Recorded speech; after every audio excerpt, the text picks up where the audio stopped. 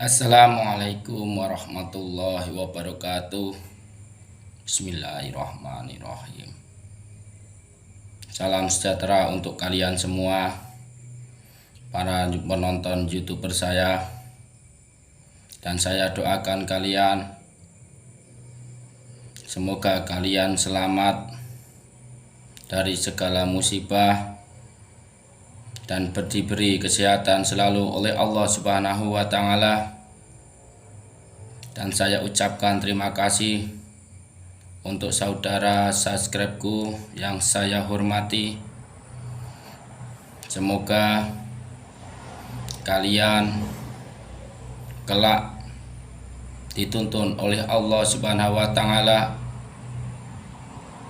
ke orang-orang mukmin dan orang-orang yang diberi hidayah oleh Allah Subhanahu wa Ta'ala, atau orang-orang yang diberi petunjuk oleh Allah Subhanahu wa Ta'ala. Dan saya ucapkan terima kasih yang mau mendengarkan suara saya, dan saya meminta kepada kalian semua, ayolah kita taubat sebelum terlambat, karena Allah Subhanahu wa Ta'ala Maha Pengampun dan lagi Maha Penyayang. Kali ini saya akan membahas soal Satrio Piningit dan Pak Insinyur Soekarno.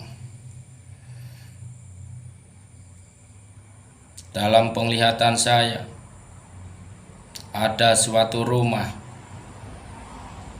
yang berkabut tidak dapat ditembus, tapi di wilayah mana itu saya belum diberitahu oleh Allah Subhanahu wa Ta'ala. Dan di depan rumah itu ada wujud rumah gaib yang menghadap ke utara, yaitu Umah Joglo atau Umah Dudur kalau bahasa Jawanya. Saya melihat atau diperlihatkan oleh Allah Subhanahu wa Ta'ala Pak Soekarno di depan rumah itu. Dan saya melihat tidak hanya Pak Soekarno, ada sosok jubah putih 3, dan saya melihat rumah itu tidak jauh dari rumah yang bercahaya, tapi rumah itu adalah rumah gaib kalau menurut saya, karena bahannya dari bahan kuno, yaitu bahan kayu atau belabak. Di depannya ada kursi kalau bahasa gaibnya, tapi rumahnya itu depannya belum dikasih keramik atau tegel kalau bahasa Jawanya. Itu penglihatan saya, dan saya yakin bahwa Satrio Piningit di belakangnya atau kadang di sampingnya ada Sang Insinyur Soekarno. Itu kalau penglihatan saya, Allah yang memberikan petunjuk kepada saya, dan saya dalam spiritual saya, para subscribe saya yang saya hormati, saya menjalani spiritual dari umur 32, dan saya sebenarnya bingung apa? Seperti perwujudan yang banyak di video, yaitu perwujudan nyata. Saya pernah mencari tempat angker dan saya video, saya suruh wujud sampai 1 jam dengan teman saya, tidak ada yang wujud. Tapi saya tanpa disengaja, pas waktu saya mau ke tempat ke orang tua saya melihat sebuncur pocong yang agak tinggi dan besar. Pocong itu tidur di resban depan rumah orang lain di pinggir jalan.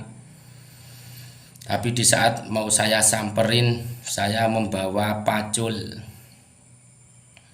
Nah, pacul itu mau dipinjam oleh orang tua saya, makanya saya antar ke rumah orang tua saya. Dan itu tanpa saya sebut, Allah memberikan bahwa jin itu ada. Saya percaya jin itu ada. Yang kedua, saya pernah melihat alam gaib secara terbuka mata, bahwa ada rumah di tengah sawah, bahwa saya hafal rumah itu tidak ada rumah sama sekali, orang itu adanya sawah atau padi. Dan saya diyakini dan saya meyakini bahwa rumah jin itu juga ada seperti kita. Itu. Dan jika kalian, keluarga kalian, jangan tetangga, karena kalau yang bukan keturunan, kasihan anak kalian pasti dikejar bangsa jin, karena jiwa jin itu pendendam. Itu dulu saya pas waktu mau awal pun saya ragu atau bimbang, tapi habis berjalannya waktu saya yakin dengan diri saya sendiri. Makanya semuanya proses, harus belajar. Jika kalian kalau bukan keturunan itu, terus kalian tolong seperti anak kalian, seumpama kesurupan, istri kalian kesurupan, atau orang tua kalian kesurupan, saya kasih tahu sedikit. Yang pertama, jantung jin ada di semua kuku ini, tapi pilih antara salah satu jari-jari ini, diproseskan seperti ini. Nah, ini dirut sini. Nanti kalau dia kena jantungnya pas waktu gini, dia pasti akan nyendal. Dan dia dipencet diginiin terus, pencet terus, maka dia pasti akan keluar dengan muntah. Tergantung jinnya itu udah lama atau belum. Kalau lama biasanya muntah, kalau belum lama ya nggak muntah. Itu. Yang kedua, jika kalian atau anak kalian atau tetangga kali atau orang tua kalian, karena yang bukan keturunan jangan menolong orang lain, kalau menurut saya berbahaya. Jika kesurupannya dia itu lari-lari, maaf, selama saya perjalanan spiritual saya, maaf ini sarung, saya pencet di sebelah sini mas, pakai muntu atau pakai kayu, tapi jangan yang tajam banget atau lancip banget. Terus sunduk, pasti jin di situ mas. Dan terus kalau dia jin itu tidak ingat kesurupan, tidak ingat siapa-siapa, seumpama pas waktu kesurupan enggak ingat sama orang tua, sama anak kalian yang kesurupan tidak ingat sama orang tua, sama tetangga tidak ingat, carilah di bagian belakang sini mas, atau di belakang tengah-tengah sini dan sini. Kalau enggak ubun-ubunnya kamu pencet sambil baca ayat kursi. Setiap baca ayat kursi jangan napas mas. Itu kalau saya itu kebanyakan di sini. Saya pijat di sini, dia nanti akan kesakitan. Di salah satu cari di sini. Kalau biar gampang, lebih gampang, kalau pas waktu dia tidak ingat siapa, jambak rambutnya pelan-pelan mas, seperti ini sama. Nah seperti ini mas, insya Allah dia akan sadar. Itu. Kalau yang dari keturunan biasanya itu maaf satu keturunan. Kalau keturunan carilah kalian di samping pusar kalian, pasti ada benjolan. Nah, benjolan itu cara menghancurkannya itu masing-masing. Kalau saya batin ini menjadi pedang. Makanya saya sunduk, saya minta kepada Allah, ya Allah hancurkan ya Allah. Nah nanti dia muntah, biasanya muntah darah kalau dari segi keturunan mas. Sandat pun bisa muntah darah kalau udah terlalu lama. Itu. Dan yang lainnya, seumpama kalian, kalau saya kalau bukan keturunan jangan bermain soal jin. Itu. Karena jin itu pasti akan balas dendam kepada anak kita kalau kita mencari ilmunya kita sendiri. Makanya kalau saya dan murid-murid saya itu, kalau murid saya yang bukan dari keturunan, maka saya tidak mengizinkan untuk mengobati orang yang kesurupan. bisa untuk mengobati, tapi untuk keluarganya sendiri seperti anak, bapak, istrinya. Itu Mas. Nah, apa itu aura sih? Aura itu suatu cahaya yang keluar di dalam jasad kita Mas. Nah, mau ada aura putih, aura kuning, aura hitam. Dan subscribe saya yang saya hormati, belajarlah batin, karena besok jika kalian panjang umur dan saya pun jika diberi panjang umur oleh Allah Subhanahu wa taala,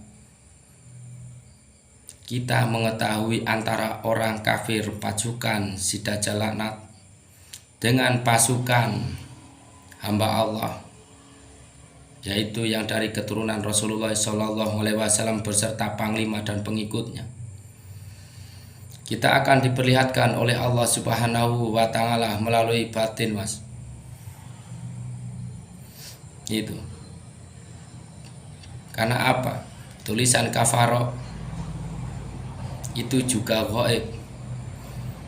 Dan ciri-ciri yang saya dipertunjukkan oleh Allah Subhanahu wa taala, jika dilihat dari mata batin, kok mukanya dia itu hitam, maka dia bukan dari golongan orang baik. Itu kenapa saya walaupun masih muda, saya senang belajar batin, saya senang belajar ilmu Mas. Dikarenakan apa?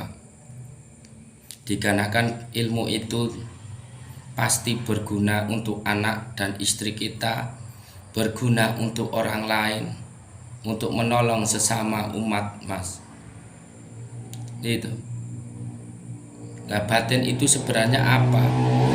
Batin itu sebenarnya adalah suatu bayang-bayang, tapi bayang-bayang itu bisa menjadi nyata. Dikarenakan apa? Karena bayang-bayangnya orang mukmin atau batinnya orang mukmin itu tajam. Karena apa? Bukan karena kesaktian, karena Allah selalu memberikan apa yang diminta oleh hambanya yang beriman atau orang mukmin Mas. Itu aja. Jadi jika kalian apa yang saya jalani dari dulunya awal pertama, bersihkan pikiran dahulu, jangan memikirkan orang lain, berpikir selalu positif kepada orang lain, dan hati. Puasalah kalian Senin Kemis selama 40 kali. Nanti suara hati kalian akan ada yang berbicara. Suruh syahadat suara yang ada di hati. Kalau dia masih bersuara berarti itu suara yang baik. Tapi jika di hati kalian kok itu suara tidak bisa syahadat, saya jamin itu kalau nggak setan yaitu iblis. Itu. Sebenarnya bagi saya nggak ada orang yang sakti, nggak ada orang yang bisa. Saya pribadi seperti ini. Saya cuma mengutarakan dari apa suara yang ada di hati saya. Makanya kalau orang yang tidak menyukai ilmu ya dibilang halu atau apa ya nggak apa-apa. Tapi selama saya menolong orang lain sama ya Allah, apa ya Allah, penyakit apa ya, ini ada suaranya. Apa obatnya ya Allah, nah ini ada suaranya. Gitu. Nah, aura itu apa sih Mas? Aura itu Mas, sama maaf ya, kita tenat ini antara napas dada, napas perut, nanti kita gabungkan di napas ini Mas. Kita gabungkan nanti di napas perut, napas dada kita satukan, jadikan di atas ini. Nanti kita ini baru berapa strip Mas. Kalau biasanya kita taring gaib, nah seperti itu kita tahan.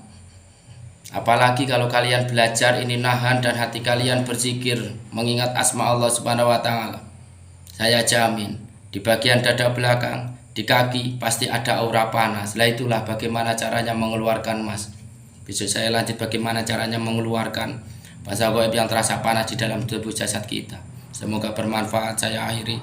Assalamualaikum warahmatullahi wabarakatuh.